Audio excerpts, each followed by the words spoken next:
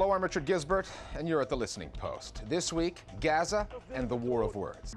I beg you, please open the crossings. Please, Mr. President. The story as seen through the Egyptian media. At a Gaza hospital, doctors try to revive a victim of the violence. CNN's coverage of the Gaza story and accusations that footage of a tragedy was fabricated. Journalism in Sri Lanka under fire for telling it like it is. But I'm the decider, and I decide what is best. And President George W. Bush gone in 60 seconds. Welcome back. As is often the case in the Middle East, the war in Gaza has had a ripple effect on politics and media across the region. And one of the first countries to feel the repercussions was Egypt. Egypt shares a border with both Gaza and Israel, and the Egyptian media has traditionally had an impact throughout the Arab world. Divided these days between the tightly controlled state broadcaster, which is anti-Hamas, a print sector that can be critical of the Mubarak government, and an active and influential blogosphere, the media in Egypt are speaking with various voices in a fight that could have real consequences for the future of the country and the region. That's our starting point this week. Egypt and the conflict between Israel and Hamas that is exposing the fault lines in the Egyptian media.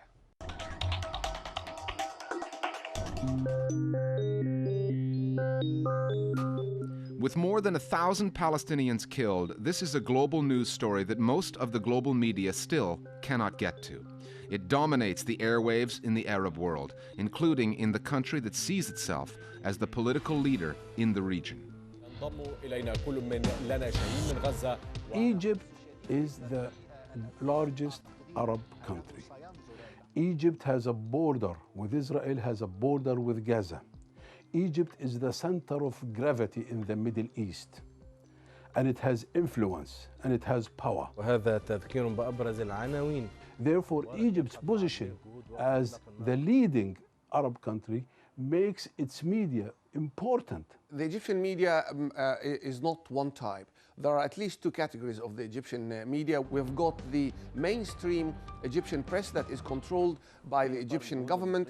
Under the framework of Egypt's continued efforts to ease the suffering of the Palestinian people in the Gaza Strip, Egypt received a new wave of injured Palestinians for treatment in Egyptian hospitals. On the other hand, we've got the oppositional Egyptian press, which can belong to liberals, leftists, and or Islamist or right-wing political parties. Nile TV is the main government-funded channel coming out of Cairo. Its editorial policies tend to reflect the politics of President Mubarak's government, which, when it comes to Gaza, means being sympathetic to the Palestinians in Gaza, but not their leaders. Now they can say, we support the Palestinians, but we don't support Hamas. And that's the message that the Egyptian state media has been feeding to the people. To what extent the people have swallowed this is unknown. While state-run Nile TV carefully toes the government line on Gaza, privately owned newspapers take President Mubarak to task for his policies on Palestine. If you follow the Egyptian media closely, you start to think, is it a war between Israel and Hamas, or is it between Egypt and Hamas? What is perhaps more interesting is the opposition groups and the private media's bold and sometimes fearless willingness to criticize not only their own leaders, but the leaders of other Arab governments with a vengeance and with a real forceful attitude, hoping to bring about perhaps a popular uprising of some sort. Nile TV's correspondent at the Rafah crossing can confirm that 25 Egyptian ambulances have been sent to Gaza. One burning question in Egypt is whether the Rafah gate should be opened, what should be allowed through the Rafah gate, either from Egypt into Palestine, or whether Palestinians should be allowed to come into Egypt. And this is a subject of hot debate. And the issue of Rafah and the border Egypt shares with Gaza comes up on various media outlets in Egypt, such as this private TV channel owned by a Libyan businessman. I beg you, please open the crossings. Please, Mr. President.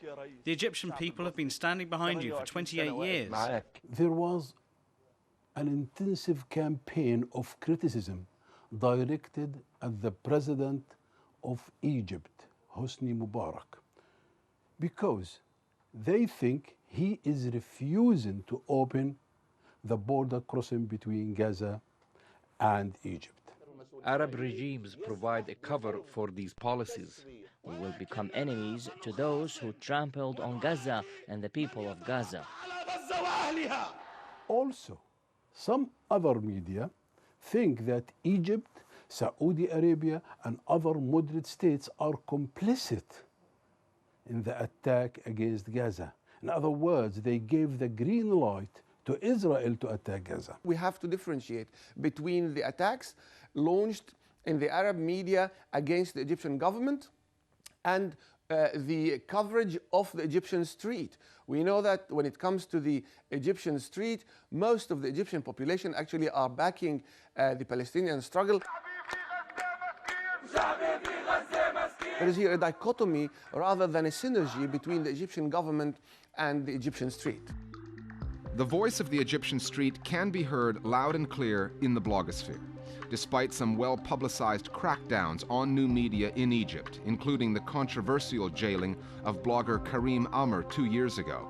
Bloggers in Egypt continue to deal in political dissent. Some post video of anti-government protests that state-run channels in Egypt choose not to show. They are trying to somehow bypass Egyptian censorship, although the Egyptian government is still trying to ban some websites and to somehow curb the discourse of these political activists. However, the blogosphere, the modern equivalent of the town square, offers multiple shades of Egyptian political opinion. Actually, they are the stars of the show, these bloggers. Global human rights organizations treat them like stars. Some of them actually are defending Egypt, and they ask the question why? Why they blame us for the atrocities committed by Israel on Gaza? Why Egypt? Egypt is not the enemy. These are bloggers, Egyptian bloggers. 30 people have been killed. Gaza is a major and multifaceted story, one that's having a ripple effect across the region. And in the age of new media and pan-Arab satellite TV channels, a country like Egypt risks becoming collateral damage. But the real war is done on the internet and on the TV screens. That's where emotions are aroused. That's where passions are aroused. And that's where the real fight is.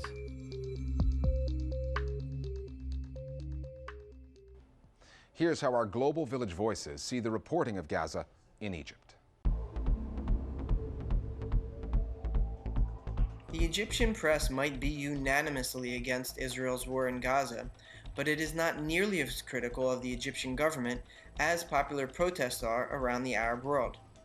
The Egyptian media has acknowledged that there is also a feeling that Egypt has its own problems with poverty to deal with before it takes on the additional burden of hundreds of thousands of refugees. The state-run media in Egypt is basically doing major makeup to the political stand.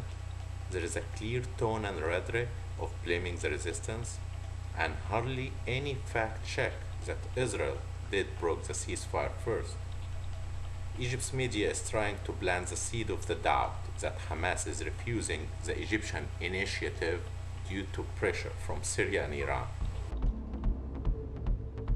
There's no shortage of opinions on the news media and the way they report stories. Our Global Village Voice platform is your chance to share your take on media with a worldwide audience. Just email us at listeningpost@aljazeera.net and we'll find a way to get your comments on what is good or bad about the media on the air. Time now for Listening Post News Bites. In an incident that encapsulates the suspicions around media coverage of the war in Gaza, a Palestinian cameraman has been accused of faking news footage of his brother's death. CNN broadcast the report shot by videographer Ashraf Masharawi, showing his younger brother, a victim of an Israeli rocket attack, dying on screen.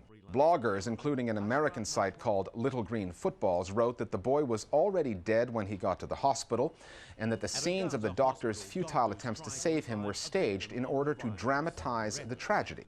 The cameraman and CNN have both denied the allegations, saying the boy was barely alive when he got to the hospital and that efforts by a Norwegian medical team to save him were in fact genuine.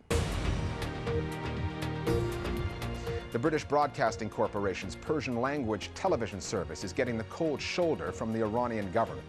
Iranian officials have accused the BBC of spying through the new TV service and have refused permission for the channel to have a permanent presence in the country. Tehran has called BBC Persian a, quote, suspicious and illegal channel working against the interests of the Islamic Republic, unquote. They've also warned that the channel was designed to recruit Iranians for espionage and psychological warfare in a media-driven revolution. BBC Persian TV is a free-to-air channel accessible through satellite dishes. The BBC hopes to capture 7 million Persian-speaking viewers by the year 2011, not only in Iran, but also in Afghanistan and Tajikistan. A Mexican TV network, Televisa, has been attacked for its coverage of the country's drug trade. Gunmen fired several shots and threw a grenade into a television station in the northern city of Monterrey as it broadcast its main evening news bulletin. The attack is believed to be the first of its kind on broadcast media in the country. Mexico is one of the most dangerous places in the world to practice journalism. Since 2006, 15 reporters have been killed there, and as a result, many news outlets are now staying away from the drug story. And disappointing news for those of you who hoped that you had seen the last of Joe the Plumber. I mean, I've worked hard. I'm a plumber. His 15 minutes of media fame may have elapsed, but now he's working overtime. Joe, real name Joseph Wurzelbacher, has been hired as a war correspondent by a conservative American website, Pajamas TV, which sent him to Israel to, quote, cover, unquote, the war in Gaza. Joe rocketed to media fame during the U.S. election campaign after confronting Barack Obama on Obama's tax policies. He was then adopted by John McCain's campaign as some sort of spokesman for ordinary Americans. To Joe the Plumber. With Joe the Plumber. Now, my old buddy Joe... It turned out, though, that Joe the Plumber didn't even have a plumbing license, so he was working illegally. Now that he's a reporter, he can take license. And on the Gaza story, he wouldn't be the only one. We're back after the break with a piece on Sri Lanka, where reporting on politics can come at a price.